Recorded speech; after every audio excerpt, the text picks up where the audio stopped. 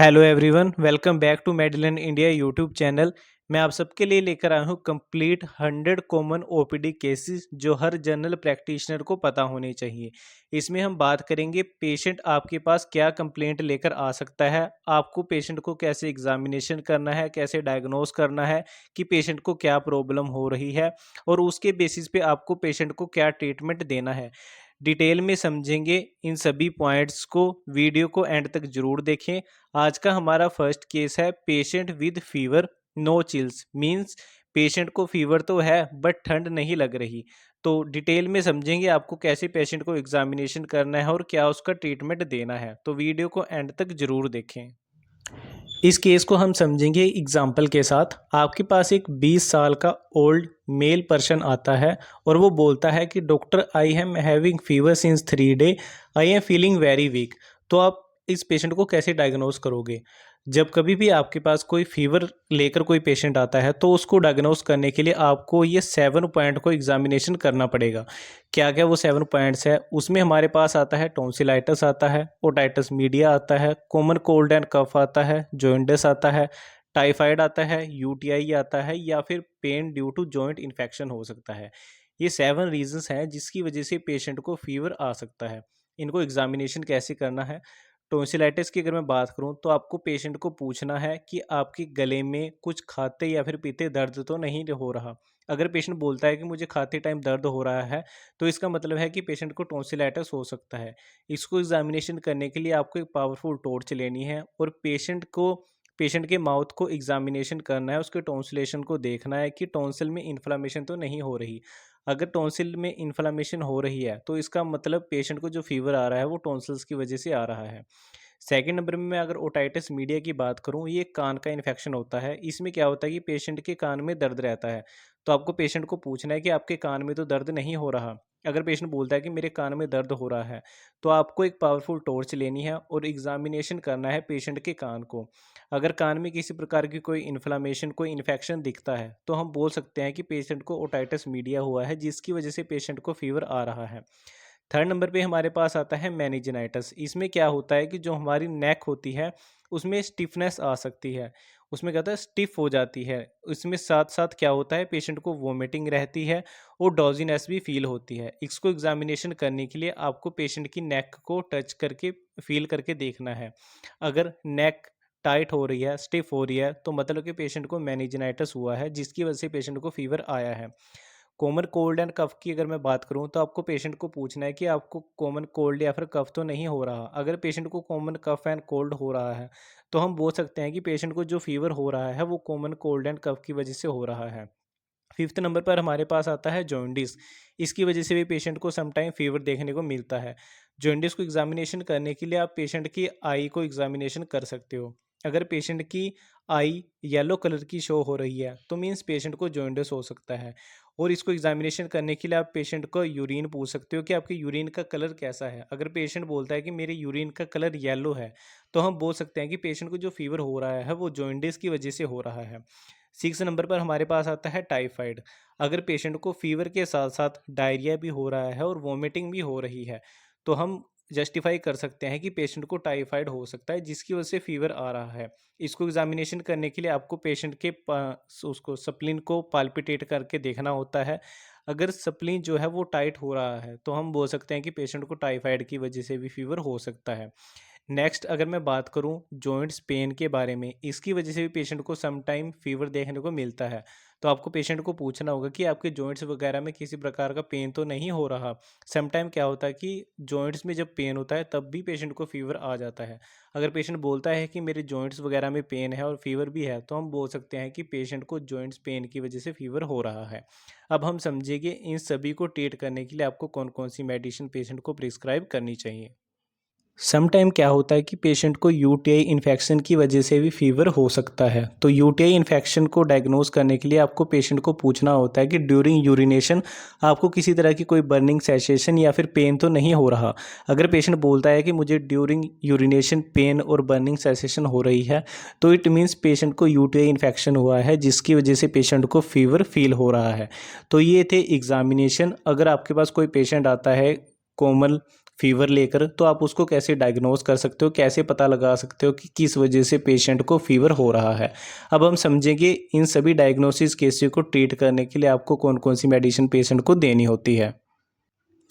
आपने पेशेंट को एग्जामिनेशन किया, एग्जामिनेशन करने के बाद आपको पता चला कि पेशेंट को जो फीवर हो रहा है वो टॉन्सिल्स की वजह से हो रहा है, तो उसको ट्रीट करने के लिए आप पेशेंट को स्टीम इन्हेलेशन के बारे में बोल सकते हो, गर्म पानी का यूज़ कर सकते हो जिसमें आप विक्स को ऐड कर सकते हो, इसकी स्टीम को लेने के लिए पेशेंट को बोल सकते हो। दिन में 3 से 4 टाइम स्टीम इन्हेलेशन ले सकते हो। सेकंड नंबर पर आप पेशेंट को गर्म पानी के साथ गार्गल्स के लिए बोल सकते हो, ये भी दिन में 3 से 4 बार पेशेंट कर सकता है। एंटीबायोटिक की अगर मैं बात करूँ तो एरिथ्रोमाइसिन एस्टोलेट ओरल सस्पेंशन का यूज़ किया जाता है बच्चों में। अगर बच्चों को टॉन्सिलाइटिस हुआ है तो उसको ट्रीट करने के लिए आप एरिथ्रोमाइसिन एस्टोलेट ओरल सस्पेंशन दे सकते हो, जिसकी कैलकुलेशन रहेगी बॉडी वेट के अकॉर्डिंग। कमेंट में मुझे बताइएगा कि बॉडी वेट के अकॉर्डिंग चिल्ड्रंस की डोज कैसे कैलकुलेट की जाती है। अगर मैं अडल्ट की बात करूँ तो अडल्ट को ट्रीट करने के लिए आप पेशेंट को प्रिस्क्राइब कर सकते हो azithromycin 500 mg OD for 5 days या फिर अमोक्सिक्लेव 625 mg BD फॉर 5 डेज़, ये पेशेंट को प्रिस्क्राइब कर सकते हो। पेन किलर की अगर मैं बात करूं, अगर चिल्ड्रन है, छोटा बच्चा है जिसको टॉन्सिलाइटिस हुआ है, तो उसके लिए आप यूज़ कर सकते हो आइबुप्रोफेन सस्पेंशन। इसकी भी कैलकुलेशन वेट के अकॉर्डिंग रहेगी। कमेंट में बताइएगा आइबुप्रोफेन की वेट के अकॉर्डिंग कैलकुलेट करके कि अगर आपके पास 10 kg का बच्चा आता है तो उसकी डोज क्या रहेगी। अगर अडल्ट की बात करूं तो आप पेशेंट को प्रिस्क्राइब कर सकते हो ibuprofen paracetamol BD for 5 days. अगर पेशेंट को टॉन्सिलाइटिस के साथ साथ कफ भी हो रही है तो आपको पेशेंट को एंटीटूसिव कफ सिरप प्रिस्क्राइब कर सकते हो, जिसमें हो सकता है क्लोरफेनामाइन, कोडीन, डेक्स्ट्रोमिथोर्फिन या फिर टर्ब्यूटालिन। तो ये था टॉन्सिलाइटिस का ट्रीटमेंट जो आप पेशेंट को प्रिस्क्राइब कर सकते हो टॉन्सिलाइटिस को ट्रीट करने के लिए। आफ्टर एग्जामिनेशन आपको पता चलता है कि पेशेंट को जो फीवर हो रहा है वो ओटाइटिस मीडिया की वजह से हो रहा है, तो उसको ट्रीट करने के लिए आपको क्या स्टेप फॉलो करने चाहिए। ड्यूरिंग एग्जामिनेशन अगर आपको पता चलता है कि पेशेंट के ईयर में वैक्स मौजूद है तो वैक्स को रिमूव करने के लिए आप पेशेंट को प्रिस्क्राइब कर सकते हो Soliwax ear drop 3 times per day for 3 days. After 3 days ear wax को रिमूव करना चाहिए जॉनसन ईयर बड्स के साथ। अगर ड्यूरिंग इन्फेक्शनेशन आपको पता चलता है कि पेशेंट को फंगल इन्फेक्शन हुआ है, ये कैसे पता चलेगा। एग्जामिनेशन के टाइम पे अगर ईयर में वाइट फ्लैग्स या फिर ब्लैक स्पॉट्स देखने को मिलते हैं तो इसका मतलब पेशेंट को फंगल इन्फेक्शन हुआ है। फंगल इन्फेक्शन को ट्रीट करने के लिए आप पेशेंट को प्रिस्क्राइब कर सकते हैं clotrimazole ear drops 3 times per day for 3 day.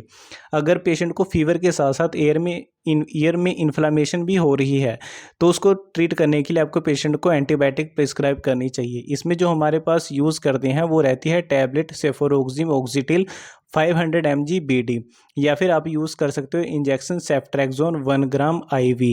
Pain killer आपको पेशेंट को प्रिस्क्राइब करनी चाहिए जिसमें आप प्रिस्क्राइब कर सकते हो ibuprofen paracetamol BD for 5 days. Anti inflammatory medicine के तौर पे आप पेशेंट को प्रिस्क्राइब कर सकते हो टैबलेट स्टेप्टोपेप्टिटेस BD मीन्स दिन में 2 बार। तो ये था ओटाइटिस मीडिया का ट्रीटमेंट। अगर आपको पता चलता है पेशेंट को जो फीवर हो रहा है वो ओटाइटिस मीडिया की वजह से हो रहा है। ड्यूरिंग एग्जामिनेशन आपको पता चलता है कि पेशेंट जो फीवर हो रहा है वो मेनिंजाइटिस की वजह से हो रहा है, तब आप क्या करोगे। इस केस में आपको पेशेंट को हॉस्पिटल में रेफ़र करना चाहिए। अगर आपको एग्जामिनेशन में पता चलता है कि पेशेंट को जो फीवर हो रहा है वो कॉमन कोल्ड की वजह से हो रहा है तो उसको ट्रीट करने के लिए आप पेशेंट को स्टीम इन्हेलेशन दे सकते हो, जिसमें आप विस्क इन्हेलेशन का यूज़ कर सकते हो। एंटीबायोटिक के तौर पे आप पेशेंट को अमोक्सिसिलिन 500 mg, एम्पिसिलिन 500 mg या फिर सिप्रोफ्लोक्सिसिन 500 mg BD पेशेंट को प्रिस्क्राइब कर सकते हो। एंटी हिस्टामिनिक टैबलेट के तौर पे आप पेशेंट को सिट्राजिन प्रिस्क्राइब कर सकते हो BD फॉर 3 डेज़। फीवर और माइल्ड पेन को रिड्यूस करने के लिए आप पेशेंट को आइबुप्रोफेन पैरासीटामोल दे सकते हो। अगर पेशेंट का नोज़ ब्लॉक हो रहा है तो उसके लिए आप जाइलो मेटाजोलिन नेज़ल ड्रॉप को दे सकते हो SOS जब ज़रूरत पड़े उस टाइम पे। अगर पेशेंट में अस्थमा के सिम्टम्स देखने को मिल रहे हैं, मींस पेशेंट को ब्रीदिंग लेने में थोड़ी डिफ़िकल्टीज हो रही है, तो आप टैबलेट मोंटिलुकास लिवोसिट्राजिन OD पेशेंट को प्रिस्क्राइब कर सकते हो। ये था ट्रीटमेंट कॉमन कोल्ड के लिए। अगर आपको पता चलता है कि पेशेंट को जो फीवर हो रहा है वो कॉमन कोल्ड की वजह से हो रहा है तो आप ऐसे पेशेंट को ट्रीट कर सकते हो।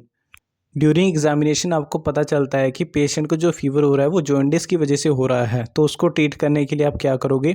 आप पेशेंट को ग्लूकोज प्रिस्क्राइब कर सकते हो, जिसमें रहता है Glucon D 50 mg orally daily patient को देना होता है।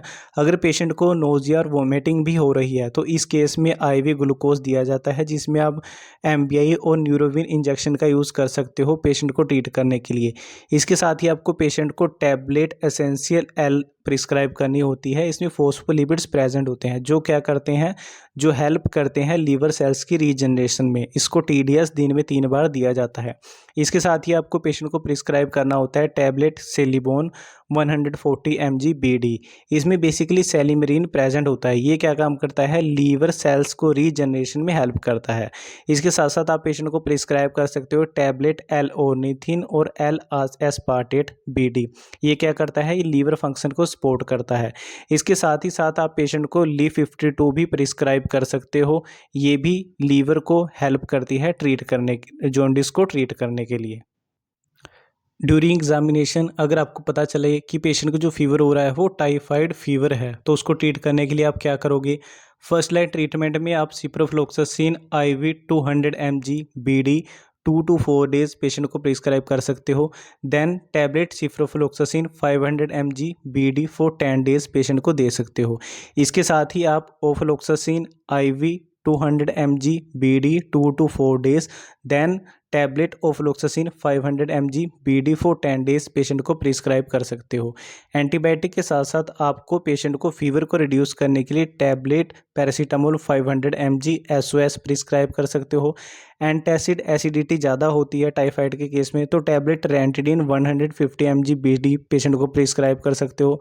सम टाइम टाइफाइड के केस में क्या होता है कि पेशेंट को वोमिटिंग फील होती है, तो उसको रोकने के लिए आप एंटी एमेटिक मेडिसिन प्रिस्क्राइब कर सकते हो, जिसमें आती है ओंडास्टोन 5 mg SOS। साथ ही साथ आप बिकोजाइम C4 टैबलेट का भी यूज़ कर सकते हो एज ए मल्टीविटामिन। अगर पेशेंट 4 से 5 दिन में ट्रीट नहीं होता फर्स्ट लाइन ट्रीटमेंट देने के बाद, तो आप यूज़ कर सकते हो injection ceftriaxone 1 gram IV BD then tablet cefixime 500 mg BD for 14 days. इसके साथ ही साथ आप सिफोरोक्सिम 500 mg टैबलेट का भी यूज़ कर सकते हो। Azithromycin 500 mg OD for 7 days भी पेशेंट को दे सकते हो। और साथ ही साथ आपको पेशेंट को injection Decadron 2 cc for 2 to 3 days भी पेशेंट को यूज़ कर सकते हो पेशेंट की इम्यूनिटी को बूस्ट करने के लिए। तो ये था टाइफाइड फीवर का ट्रीटमेंट। अगर आपको पता चलता है कि पेशेंट को जो फीवर हो रहा है वो टाइफाइड की वजह से हो रहा है। ड्यूरिंग एग्जामिनेशन अगर आपको पता चले कि ये पेशेंट को जो फीवर हो रहा है वो UTI की वजह से हो रहा है, मीन्स यूरिनरी ट्रैक इन्फेक्शन की वजह से हो रहा है, तब आप क्या करोगे? इस केस में आप फर्स्ट नंबर पर पेशेंट को एंटीबायोटिक प्रिस्क्राइब करोगे, जो रहेगी tablet nitrofurantoin 100 mg BD for 5 days.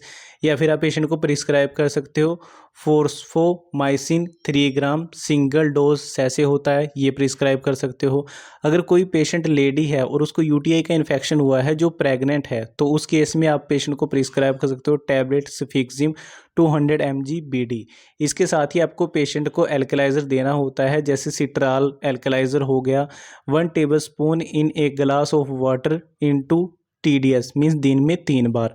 अगर पेशेंट को बर्निंग सेसेशन हो रही है तो आप टैबलेट प्रिस्क्राइब कर सकते हो फिनाजोप्रिडिन 200 mg BD आफ्टर फूड। इसके साथ ही आपको पेशेंट को बोलना है कि वाटर और कोकोनट वाटर का यूज़ करे ज़्यादा से ज़्यादा।